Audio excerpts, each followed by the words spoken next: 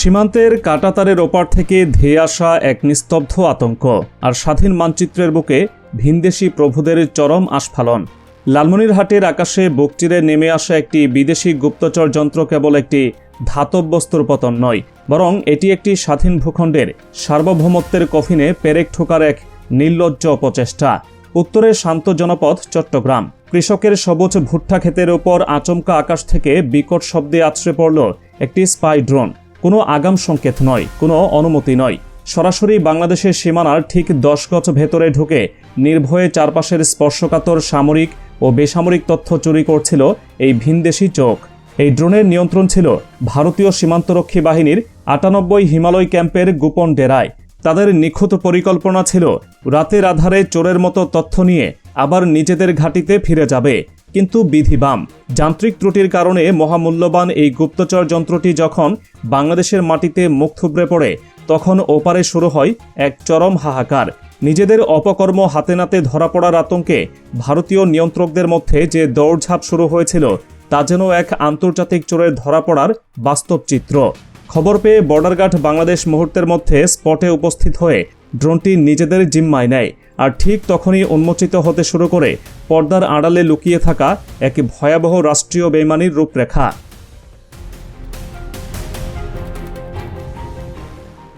একটি স্বাধীন দেশের আকাশসীমায় ভিনদেশি সামরিক ড্রোনের এই অনুপ্রবেশ কোনো সাধারণ যান্ত্রিক বিভ্রাট নয়।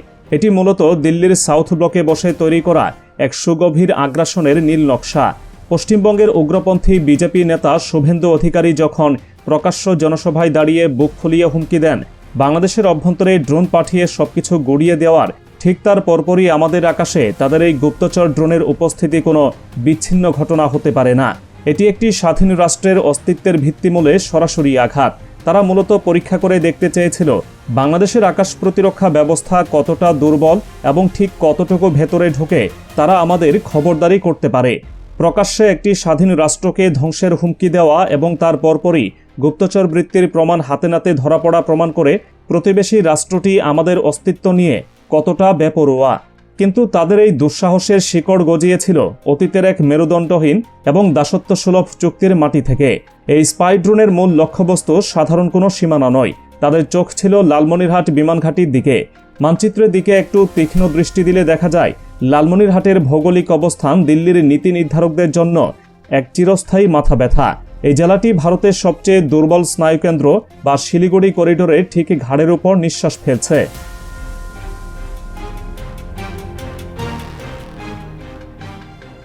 ডক্টর মোহাম্মদ ইউনূসের শাসনামলে এই লালমনিরহাট বিমানঘাটি নিয়ে এমন এক যুগান্তকারী উদ্যোগ নেওয়া হয়েছিল, যা বাস্তবায়িত হলে বাংলাদেশের আকাশসীমা হয়ে উঠত এক অভেদ্য দুর্গ।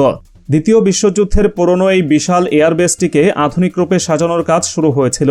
শুধু পরিবহন নয়, বরং দেশের আকাশকে শতভাগ নিশ্ছিদ্র রাখতে সেখানে সর্বাধুনিক এয়ার ডিফেন্স এবং শক্তিশালী রাডার সিস্টেম স্থাপনের কার্যক্রম চূড়ান্ত পর্যায়ে পৌঁছেছিল।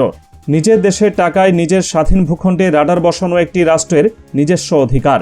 এখানে অন্য কাউকে কৈফিয়ত দেওয়ার কোনো আইনি বা নৈতিক বাধ্যবাধকতা নেই। কিন্তু লালমনিরহাটে বাংলাদেশের এই সামরিক প্রস্তুতির খবর সীমান্ত পেরিয়ে ভারতের কর্তা ব্যক্তিদের পায়ের তলার মাটি সরে যায়। বাংলাদেশের মাটিতে রাডার স্থাপিত হলে ভারতের উত্তর পূর্বাঞ্চলীয় রাজ্যগুলোর সমস্ত আকাশপথের গতিবিধি বাংলাদেশের নখদর্পণে চলে আসবে। এই ভয়ে ভারত চরমভাবে আতঙ্কিত হয়ে পড়ে।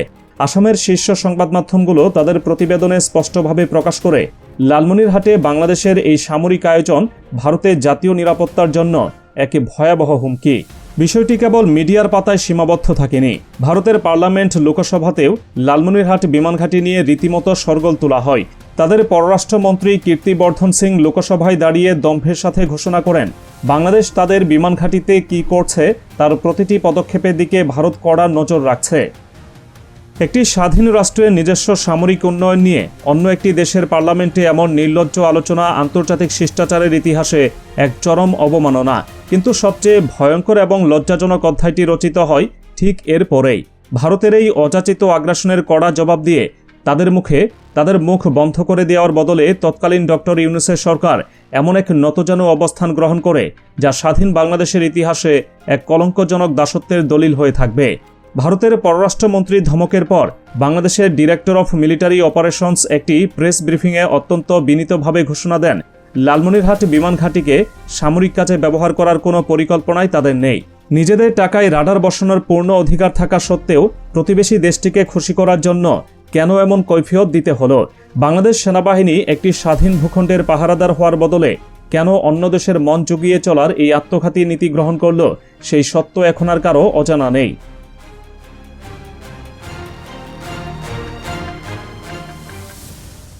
ঘটনার ভয়াবহতা কেবল প্রেস ব্রিফিংয়েই থেমে থাকেনি। ভারতের গোয়েন্দারা বাংলাদেশের মুখের কথায় বিন্দুমাত্র বিশ্বাস করেনি।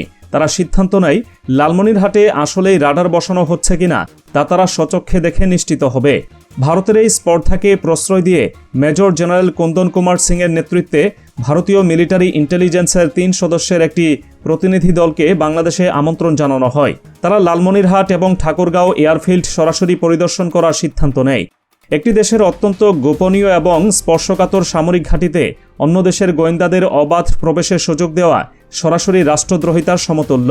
কিন্তু অবাক করার বিষয় হলো, এই ভারতীয় গোয়েন্দা দলকে রাজকীয় প্রটোকল দেওয়ার জন্য সরাসরি উপস্থিত ছিলেন সেনাপ্রধান ওয়াকারুজ্জামান। ভারতের গোয়েন্দাদের ভিআইপি সম্মান দিয়ে সেনাপ্রধান নিজে তাদের লালমনিরহাটের প্রতিটি কোণা ঘুরিয়ে ঘুরিয়ে দেখান এবং প্রমাণ করার চেষ্টা করেন যে সেখানে কোনো রাডার বসানো হচ্ছে না। স্বাধীন বাংলাদেশের মাটিতে দাঁড়িয়ে নিজেদের অর্থে পরিচালিত একটি প্রকল্পে ভিনদেশি গোয়েন্দাদের ডেকে এনে এমন প্রমাণ দেওয়ার চেয়ে বড় অবমাননা কোনো জাতির জীবনে আর হতে পারে না। নিজের ঘরের চাবি ভিনদেশি প্রভুদের হাতে তুলে দেওয়ার এই দৃশ্য চরম লজ্জার।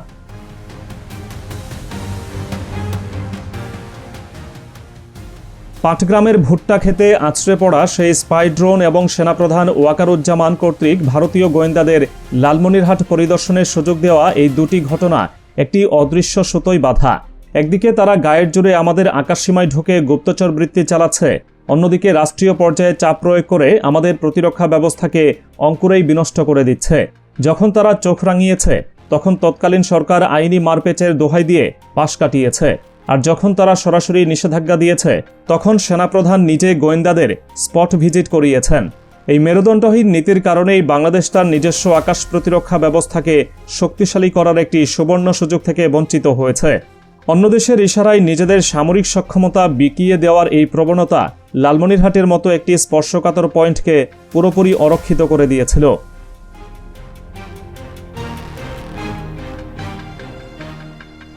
কিন্তু সময়ের খড়গ বড্ড নির্মম। 2026 সালের বর্তমান বাস্তবতায় দাঁড়িয়ে বাংলাদেশের রাজনৈতিক ও সামরিক দৃশ্যপট এখন সম্পূর্ণ ভিন্ন এক মেরুতে অবস্থান করছে।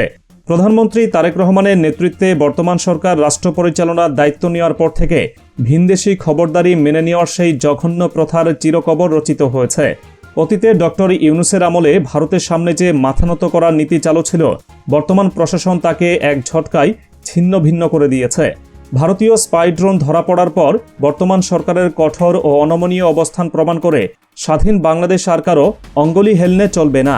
আগের সরকারগুলোর দুর্বলতার সুযোগ নিয়ে ভারত হয়তো ভেবেছিল তারা চিরকাল এভাবেই ড্রোনের মাধ্যমে নজরদারি চালাবে, কিন্তু লালমনিরহাটের এই ড্রোন ভূপাতিত হওয়া এবং তার রাষ্ট্রীয় জিম্মায় নেওয়ার ঘটনা নয়াদিল্লিকে একটি অত্যন্ত কড়া এবং চূড়ান্ত বার্তা দিয়েছে।